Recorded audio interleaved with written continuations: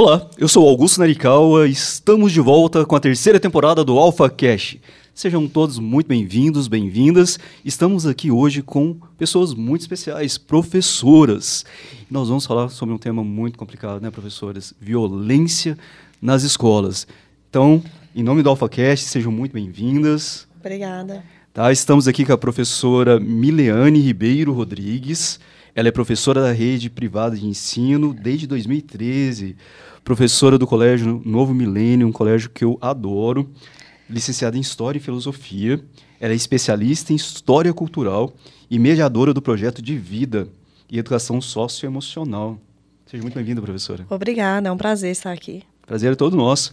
E com ela também nós temos a Camila Cavalcante, que é professora do Colégio Alfa, professora também daqui da Unialfa, né, da graduação, mestranda em Química, pós-graduada em Docência Universitária, licenciada em Pedagogia pela Universidade de Mauá, aperfeiçoamento em Tecnologias Digitais, Educação em Tecnologia da Educação, Ensino Híbrido e Inovação Pedagógica. Pessoal de peso aqui hoje, né? Então, assim, é sempre uma honra. Uma coisa que eu estava falando agora há pouco, né? É complexo porque quase nunca os professores têm fala em coisas que são coisas nossas. Não sei se vocês notam, mas quase sempre na mídia aparece historiador, mas falando no lugar do professor, ou um sociólogo, né? Enfim. E agora estamos com 3 professores aqui fazendo essa mediação, né? Primeiramente, eu gostaria de fazer essa pergunta, que eu acho que é a pergunta que todo mundo tem e muita gente não consegue externalizar, né? Como é que vocês veem essa onda de violência nas escolas ultimamente? Então, eu vejo tudo isso como fruto de um reflexo de uma sociedade pós-pandemia. É claro que já existia antes, mas a pandemia ele trouxe problemas de saúde mentais muito fortes. A gente nunca lidou, né, tanto com questões de saúde mentais dentro da escola tão grande quanto agora. Além disso, associado a isso, durante a pandemia, as redes sociais ficaram ainda mais fortes e a dependência tecnológica. Então, eu vejo essa onda de violência como um reflexo, um alavancamento dessa violência. Porque desde 2011... que a gente tem esses reflexos, mas de 2022 para 2023, os números elevaram muito. Então, eu vejo como um problema urgente a ser discutido nas escolas, nas famílias e a comunidade em geral. Muitas vezes a gente romantiza, né, também essa questão do problema em si. Né? Muitos colégios falaram, nós não vamos comentar porque pode alarmar. Mas as escolas que sofreram ataques também foram alertadas e ninguém fez nada, né? Então, gente, cuidado, isso é muito importante. Camila, como que você vê isso? Então, exatamente, eu penso da mesma forma. Acredito que a pandemia contribuiu muito para isso, mas que é um problema que a gente tem há muito tempo. E é igual você falou, acho que as escolas precisam estar mais preparadas também para trabalhar e falar sobre isso. A gente precisa de uma rede de apoio, porque a escola é lugar de confiança dos pais, da sociedade, porque se a escola não for bem vista, né, é onde os pais deixam as suas joias preciosas, né? E até para nós, professores. Então, é todo um contexto. A gente precisa analisar as condições sociais, a gente precisa analisar como que essas crianças estão sendo tratadas, qual que é a responsabilidade que elas têm diária.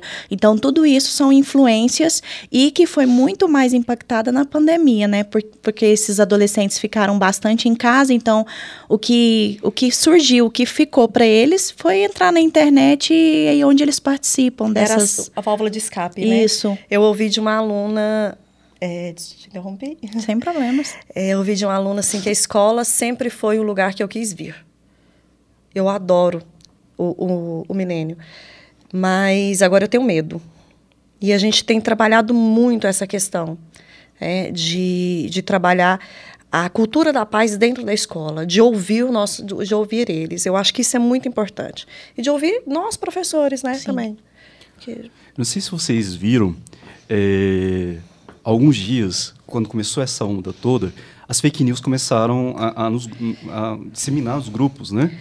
E aí os alunos, eu cheguei 10 e pouco da noite, que nós damos aula aqui até 10 e tanto, e aí os alunos, professor, pelo amor de Deus, estou com medo, porque vão atacar a faculdade, vão atacar as escolas, estão querendo fazer um ataque gigante e tal. E eu tentando acalmar os alunos pelo Instagram. E assim, ao mesmo tempo, eu também meio que assustado, porque eu não sabia nem o que estava acontecendo. Sim. E isso gera em nós uma certa...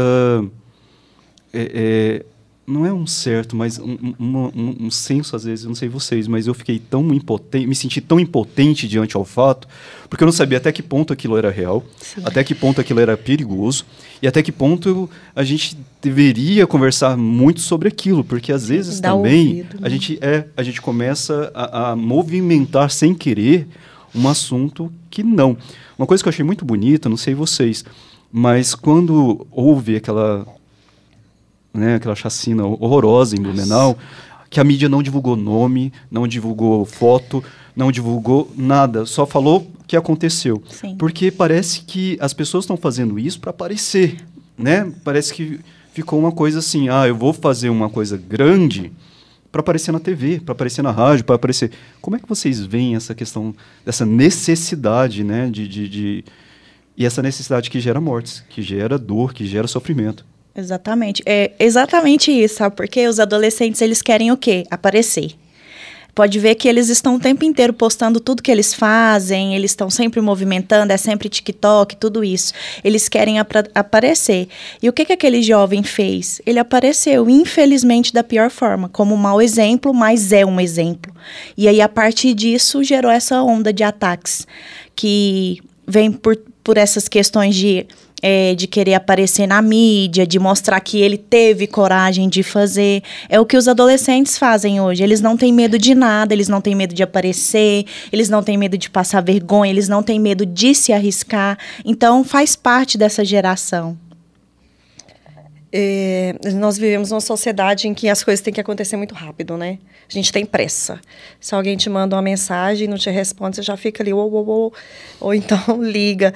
E além disso, nessa sociedade onde as coisas têm que ser rápida, o que não é postado parece que não é vivido. Sim.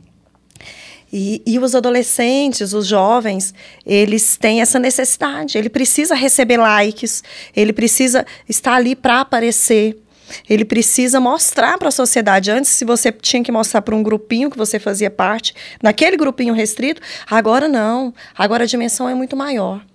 Então, as redes sociais tomaram essa proporção e parece que dentro das redes sociais parece ser um território livre, então eu vou fazer.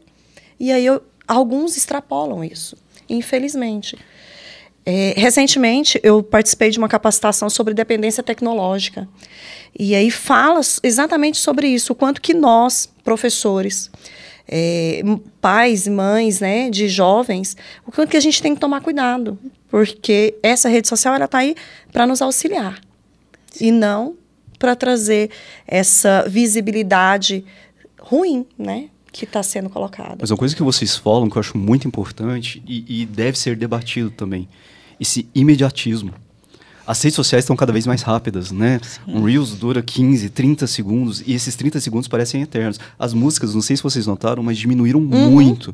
Eu sou da época do Faroeste Caboclo. Sim. Né? Eram quase 8 minutos e a gente estava feliz. Um filme inteiro. Né? Mas as músicas hoje são 2, 3 minutos de um refrão repetitivo, mas sem muito assunto. Ou os assuntos começam a ficar repetitivos. Mas os nossos alunos, né, os nossos, enfim, eles não têm essa paciência de esperar até o vídeo passar. Então, o TikTok começou com essa ideia, né,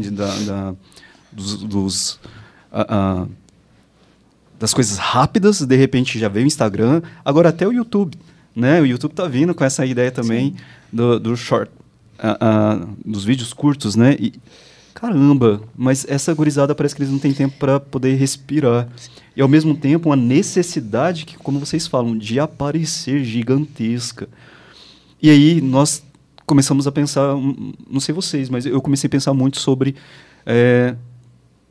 a dor desses adolescentes também, né? Porque às vezes é um grito de olha, eu existo, eu estou aqui, será que tem alguém me vendo? Será que tem alguém olhando por mim? Então, muitas vezes, eu, enquanto professor, durante muitos anos, eu via isso. O aluno ele fazia alguma coisa na escola para chamar a atenção dos pais mesmo. Uhum. Então, aquela bronca que o pai e a mãe davam nele, para ele era bom porque, opa, pelo menos assim eu estou sendo visto. Eu já escutei isso algumas vezes. Como que vocês veem essa... Porque é meio dialético, né? Eu chegar ao extremo da violência para falar assim, olha, eu preciso de um pouco de amor. Né? Então, assim, para mim é uma coisa tão extrema, tão distante ao mesmo tempo. Em algum momento isso está se cruzando de uma maneira muito próxima e perigosa, né? Sim. Eu estava lendo recentemente um texto do Bourdieu e ele fala, você me fez recordar disso. A violência do jovem, a violência ela não é produzida, ela é reproduzida. Então, quando a gente vê esses casos de violência nas escolas, é como você disse, o que mais sofre, primeiro, é aquele que está praticando a violência. Ele está vivendo em uma sociedade, em uma comunidade, um meio de violência, em que as coisas têm que ser rápidas, têm que se resolver. E ele reproduz isso. O bullying é um problema nas escolas. A agressividade é um problema. A maneira como você fala, às vezes, o aluno ele já está tão fragilizado ali emocionalmente que a maneira, às vezes, que você fala um não, esse aluno, ele desperta algo nele, por causa de uma fragilidade que já vem. E ele reproduz os atos de violência que ele vê. Que, infelizmente, parece que a agressividade, parece que o bullying, é só uma piadinha, uma brincadeira. Infelizmente, parece que se naturalizou. E aí, é o que eu vejo muito importante de nós trabalharmos essa ideia de acolher, de ouvir esse aluno. Mas nós, professores, também, né, necessitamos disso, desse suporte por trás. A gente estava até discutindo sobre isso. É exatamente nesse ponto que a gente estava discutindo, porque aí também é onde chega que essas violências causam transtorno não só para os professores, para os alunos e para a sociedade, mas onde a gente é muito impactado. Como que eu vou ministrar a aula sabendo que, por exemplo, eu cheguei na sala de aula, sei que o aluno está com problemas em casa, só dorme, e aí eu convido o aluno para a gente ter uma conversa, que acontece várias vezes, que eu faço muito isso. E aí, o que está acontecendo? Me fala por que seu rendimento está caindo e tal. O aluno chega, professora, eu não tenho meus pais em casa, tudo é por mim, eu que controlo tudo. Eu vou chamar seus pais para a gente conversar. Se ele vier aqui, obrigado, eu vou estar vendo meu pai nessa semana. Então, professora, a briga lá em casa é constante, tem dia que eu chego, meu pai já está no celular, minha mãe já está no celular, eu já vou para o quarto. Então, são coisas rotineiras que todos os nossos alunos falam sobre isso. E aí, como que eu vou querer que o aluno tenha desenvolvimento numa disciplina, sendo que o impacto emocional dele é muito maior? Então, também reflete na gente, porque aí a gente também acaba adoecido, porque a gente acaba carregando aquilo para si. Porque aí você começa a colocar o aluno naquele lugar, tipo, naquele potinho que você quer colocar de cuidado, de respeito. Ele não tem isso em casa, opa, eu quero fazer ele ter isso aqui na escola. E aí é onde eu acho muito importante, que é o que a escola faz agora que a gente recebe os itinerários, que é o projeto de vida. É extremamente importante essa disciplina nas escolas. Só que tem que ter um cuidado muito grande, porque tem muitas escolas que estão trabalhando o projeto de vida de forma como se fosse mais uma disciplina e preencher carga horária. Preencher carga horária. E é uma disciplina muito importante, que envolve muito a vida dos alunos, em ouvir os alunos. Então, o professor precisa de capacitação. Não tem como colocar uma disciplina dessa, né, na carga horária, só para aumentar a carga horária. Então, a gente precisa dessa capacitação, dessa discussão também dentro das escolas, porque é muito sério. É igual você falou, eu também sou professora de projeto de vida. E, pelo menos... eu tenho aprendido, né, a dar um distanciamento quando você fala assim, vou colocar num potinho. A gente ouve muita coisa. Sim. Infelizmente. E eu acho que esse é o nosso trabalho, de acolher, de ouvir, de buscar o autoconhecimento desse aluno, a autoestima. Mas eu, por exemplo, da minha parte, eu recebo várias capacitações para projeto de vida. Mas... as equipes, em geral, também necessitam. A gente está vivendo um momento de medo, de intolerância. Então, é necessário que que essa disciplina, ela realmente ela se espalha, ela se alastre por toda a comunidade escolar, né? Todas as escolas, porque tem escolas que realmente, a escola em que eu estou, realmente a gente faz um processo de capacitação. Mas a gente estava conversando até ali fora que não é só a gente, que né? Não, todo mundo precisa. Todos. Tem todo escolas que falam docente. assim, eu não tive capacitação, eu não sei nem o que eu vou fazer Sim. aqui. Os professores, o que me preocupa, e isso que vocês estão falando me preocupa muito, porque eu sempre visito colégios públicos, né? Nós somos de uma realidade elitista. Sim. Vamos ser bem claros nisso. Sim. Então, o ensino privado, ele tem um cuidado muito maior. Mas olha só que interessante, eu fui dar uma palestra num colégio e era sobre profissões, sobre sonhos, né? E profissões. Beleza. 3 anos depois, aqui, na Alfa, estava dando uma aula, uma aluna veio e falou assim, professor, você assina para mim um caderno? E eu falei, assina caderno? Falei, visto. Ixi, Aí ainda ela, hoje? Não, professor, ela me mostrou uma foto que ela tirou lá no pátio do colégio, há 3 anos. Ela disse, naquele dia, você me fez querer estar aqui. E aí eu fiquei tão impactado com aquilo, porque foram palavras, lógico, com carinho, etc e tal, mas a nossa responsabilidade social é gigante e às vezes nós, professores, não temos dimensão de quanto isso impacta. Então, às vezes, aquele nosso não, aquele você não vai conseguir ser ninguém, que eu já escutei isso também de colegas, né? Olha, você não vai conseguir chegar a lugar nenhum.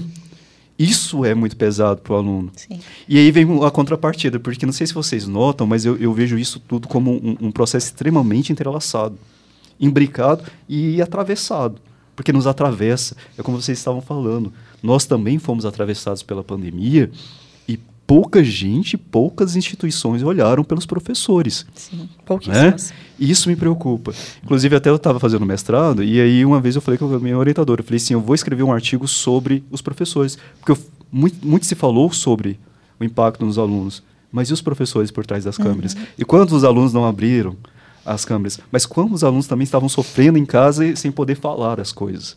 Né? Então, assim, professores e alunos. E, assim, uma coisa que me deixou muito chateado, porque se falou tanto, mas e as professoras que morreram para salvar a vida desses alunos? Ninguém colocou como heroína, né? Parece que o nosso trabalho, assim, em última instância, não sei vocês, mas às vezes me dá um desânimo, porque não é reconhecido, né? Nem pela sociedade mais, porque antigamente tinha um respeito. Né? Hoje parece que estamos perdendo, não sei, o que vocês acham sobre isso? Ai, olha, eu não vou falar para você que a gente não tem medo dessa situação toda que a gente está vivendo, porque é claro que a gente tem. Mas eu tento olhar para mim, né? O Léo Freiman sempre fala assim, o que eu vou fazer com esse meu sentimento? Eu acho que é isso que é importante. A gente tem medo? Temos. Mas o que eu vou fazer diante disso? Quais as outras pontas ali que estão mais frágeis que eu? Acho isso importante. E também é importante a gente fazer a nossa parte. Infelizmente, a gente vive numa sociedade que não nos dá o valor que a gente precisa. Infelizmente, a gente vive... somos professores da rede privada, felizmente, mas a rede pública não tem esse mesmo acesso que a gente. Mas eu penso assim, a gente está plantando sementinha. Eu estou plantando aqui a sementinha e eu vou colher. Né? Eu acho que cada um partir disso, talvez eu seja sonhadora, Augusto, mas eu acho que cada um fazer um pouco a sua parte, acho que vai acontecer. Eu parto desse princípio. Miliane, eu concordo com você. Acho que professor, em última instância, é um idealista, né? Porque nós acreditamos que podemos mudar. Senão, E é triste. Mas como que vocês analisam assim, essa perspectiva? Eu, sendo muito sincero, tenho 20 anos de sala de aula. Eu estou com medo. Né? Às vezes parece que a gente tem vergonha de falar que nós também estamos com medo. Mas eu nunca tive tanto medo do cenário da educação no Brasil. E eu acho que vocês também. E nós ainda temos uma proteção, porque o ensino privado tem condições de manter segurança, uma série de coisas para nós e para os nossos alunos. Né? Mas é o que vocês falam, e o outro que está desassistido, e o outro que está desamparado. E o mais triste, às vezes, que nós temos alunos também que estão desamparados, mesmo com todo o suporte que nós damos. Agora, eu fico imaginando, se os nossos alunos, que são da rede privada, possuem, e aquele outro que não tem? Né? E aquele outro que não tem nada. Na verdade, ele tem que vir com medo mesmo, e, ao mesmo tempo, é triste, né? Porque está sozinho. Sim. E isso me assusta, né? Eu, enquanto professor, eu fico pensando em que ponto nós erramos do percurso. Porque mesmo idealistas, nós também erramos, né? E eu acho que a gente precisa recalcular a rota. A educação brasileira precisa recalcular.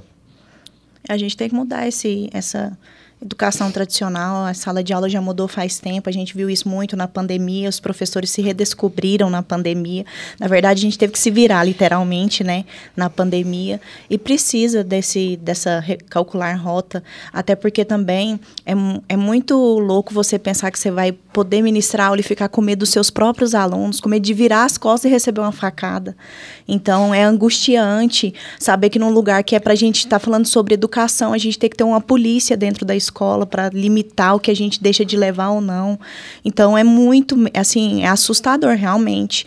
A gente a gente inibe os nossos sentimentos em relação a isso, porque a gente está ali de frente, o que os alunos querem? Nos passem essa sensação de conforto. Mas, no fundo, a gente também está desesperado, igual a eles.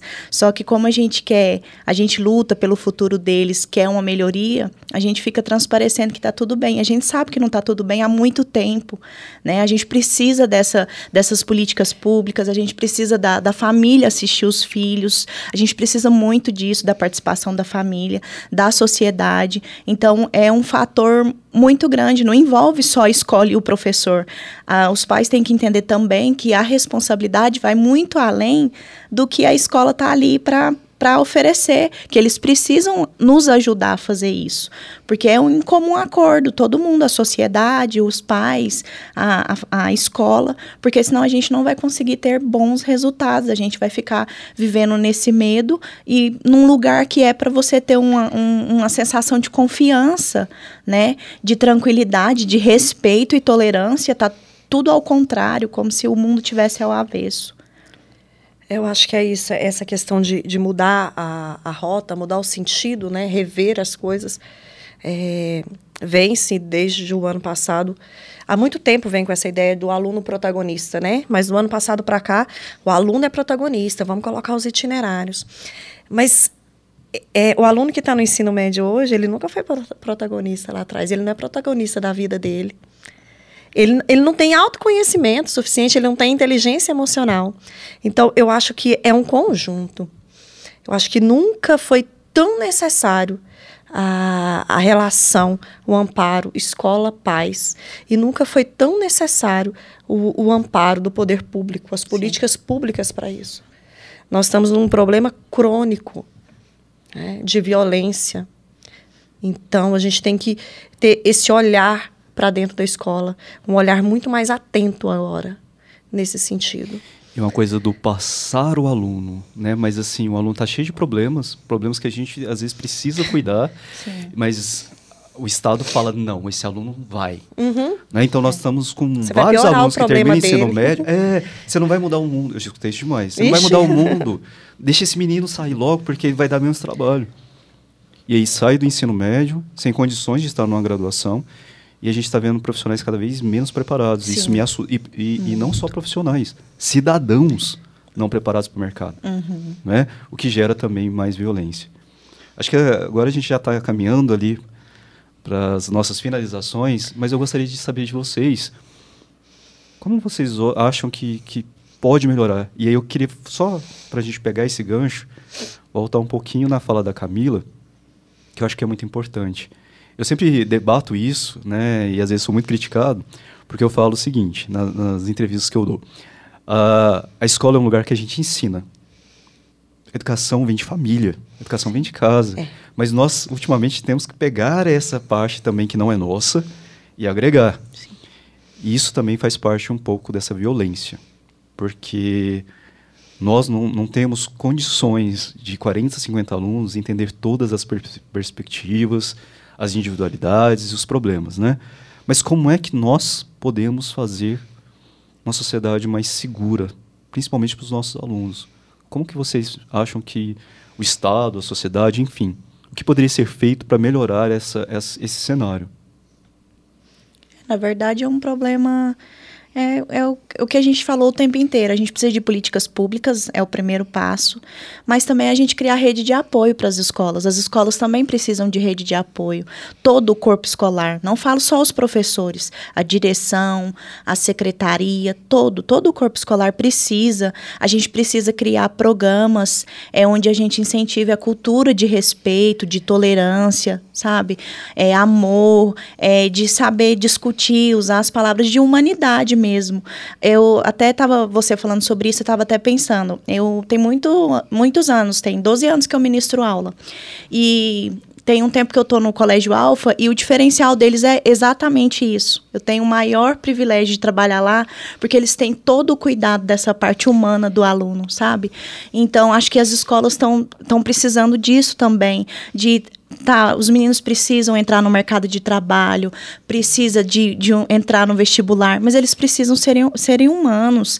E acho que está faltando isso também. Não é só estudar para o vestibular para passar, sabe? E aí o Colégio Alfa tem muito esse cuidado. A gente precisa disso, a gente precisa criar esses programas, precisa capacitar os professores. Não é só um professor. Por exemplo, eu ministro a disciplina de projeto de vida, mas não sou eu só que preciso dessa capacitação. Os meus professores também vão lidar com aquele aluno meu que apanha em casa, que passa fome, que não dorme direito, que tem problemas de separação dos pais. Todos os professores vão passar, não só eu. Então, eu acredito que todos nós precisamos dessa capacitação. Então, vem de algo maior, na verdade, na verdade, tem que começar também da família, né, do cuidado, da responsabilidade com o filho, né, com a própria família, e depois vai aumentando para um leque maior do governo, de cuidar, de amparar esses adolescentes e jovens, né, de trazer políticas públicas para que todo mundo tenha pelo menos um mínimo de acesso digno e de qualidade, né? Porque a escola, a gente sabe que nas leis é escrito que todo mundo tem direito a uma educação de qualidade. Opa, aí você pensa o seguinte, quando você está nesse momento, que qualidade que a gente está oferecendo para os nossos alunos? Só simplesmente entrar num vestibular, né? Então, acho que a gente tem que parar e pensar e recriar. A gente precisa mudar as normas das leis, da educação. A gente precisa muito aprofundar nisso e melhorar, evoluir e dar apoio, não só para os professores, mas todo o corpo escolar. Eu acho que é esse trabalho de formiguinha. Fazer um pouco... acho que uma mudança muito bacana também foi quando eu parei de aquele foco. Eu me lembro quando eu fui para o vestibular, era assim: você vai dormir? Não dorme não, porque seu concorrente está lá estudando. Exatamente. Escutei muito isso também. Nossa. E agora não. Agora eu quero ouvir o aluno. Eu quero fazer um momento em que o aluno relaxe. Eu quero acolher esse aluno. Eu também tenho o privilégio de trabalhar numa escola que dá esse apoio psicológico, que ouve, que acolhe. Eu tenho o privilégio de receber informações para cuidar da minha saúde mental e ouvir e acolher esse meu aluno. Né? Mas aí eu preciso desse trabalho também, trazer os pais, trazer a família. Então, eu acho que a gente vai fazendo aos poucos, vai fazendo esse trabalho de formiguinha, e a gente vai realmente mudando alguma coisa. E aí eu acho que também tem que ter um olhar para nós, em geral, professores, de valorização da nossa profissão, do poder público, da sociedade em geral. Porque, eu estou aqui, eu vou pegar essa disciplina aqui só para cumprir carga horária mesmo. Não, acho que é uma realidade, por questões do cenário econômico, bem olhar uma política de valorização do professor. Porque tem questões econômicas para o professor, ele pega uma aula para cumprir aquela carga horária lá, mas ele precisa ser professor e não estar professor. Eu preciso ser. Eu sou professora. Eu gosto do que eu faço. É um desafio cotidianamente? eu tenho o sonho de trazer, fazer essa relação, unir escola, família. Eu tenho um sonho de que meus alunos estejam bem, inteligência emocional. Tenho. E eu vou continuar trabalhando com isso nesse sentido. Mas aí o poder público também necessita dessa mudança de leis, dessa questão de valorização. E eu acho que precisa também uma política pública de importância, né, de valorização da educação. Quanto que a educação é importante? Mostrar mesmo, porque às vezes se perdeu. Virou comércio, né? Educação, comércio. Infelizmente. Parece que não é nem investimento, né? Gasto. Sim, exatamente. Então parece que não é uma coisa importante. É uma coisa secundária. E o Brasil é o único país em desenvolvimento que eu conheço que não investe em educação. Isso não é de hoje, não é de ontem. Não. Eu acho que já tem muito, desde que o Brasil é Brasil. A educação para nós nunca foi interessante. Nunca foi importante. Nunca foi interessante também. É o poder público, né? Sim, e é triste, né? Porque querendo ou não, sem professores, sem educação, o país vai virar o quê? Eu gostaria de agradecer muito a vocês. Eu tive a honra de trabalhar tanto no Colégio Alfa quanto no Colégio Novo Milênio. Eu acredito muito exatamente nisso. A gente precisa conhecer para a gente poder indicar, né? Então a gente indica aquilo que a gente gosta e aquilo que a gente acredita. E eu conheço as políticas educacionais desses dois colégios e, como eu disse, para mim foi extremamente honroso participar durante algum tempo deles e poder dizer que eu sei o quanto eles cuidam do fator humano, que é nesse ponto que eu acho que quando se fala em violência nas escolas, está faltando. Está faltando humanidade. Essa mesma humanidade que faz com que a sociedade ela comece a modificar. Está faltando às pessoas um pouco de empatia. Pouco, não, muita empatia. Porque as pessoas são tão individuais que elas só pensam no bem-estar delas. E pensando nelas, elas acabam não pensando nada. Então, muito obrigado a vocês, em nome, né, de toda a Alfa Educação, do AlfaCast. Esse primeiro episódio tão importante para mim, enquanto professor e apresentador desse programa, porque fala sobre nossa identidade, né? Ser educador e não estar educador faz parte da nossa persona, né? Da nossa própria identidade. Eu gostaria de terminar aqui com um pensamento. O Saint-Exupéry, no Pequeno Príncipe, que de infantil não teve nada, né? Influenciou a vida aí de gerações, influencia ainda. Que bom. Sim.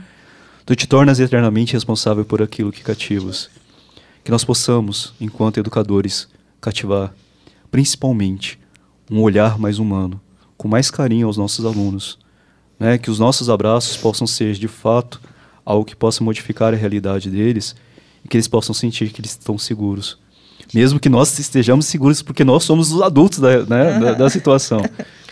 Mas quantas vezes, né, um aluno diz para você: eu precisava desse abraço, eu precisava desse conselho.